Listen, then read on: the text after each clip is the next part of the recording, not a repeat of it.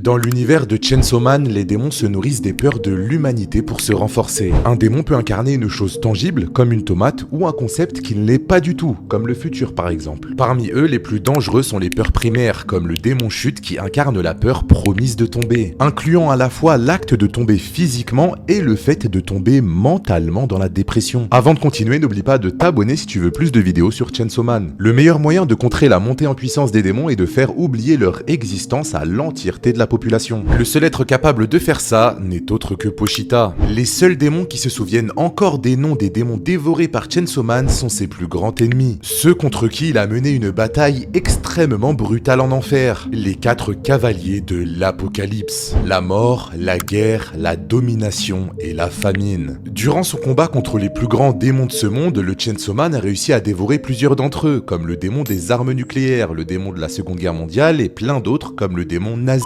Le problème, c'est que dans le dernier chapitre, on a appris que si l'humanité est amenée à recréer ou à être confrontée à ce qu'elle a potentiellement oublié par le passé, eh bien certaines atrocités peuvent refaire surface et recréer de la peur dans l'esprit du monde entier. Attention, spoiler du chapitre 209, les armes nucléaires viennent de faire leur grand retour dans ce monde, en ravivant les souvenirs du démon guerre qui va sûrement pouvoir s'en servir à l'avenir. Si c'est le cas, il sera une véritable menace, mais ça, on en parlera la prochaine fois.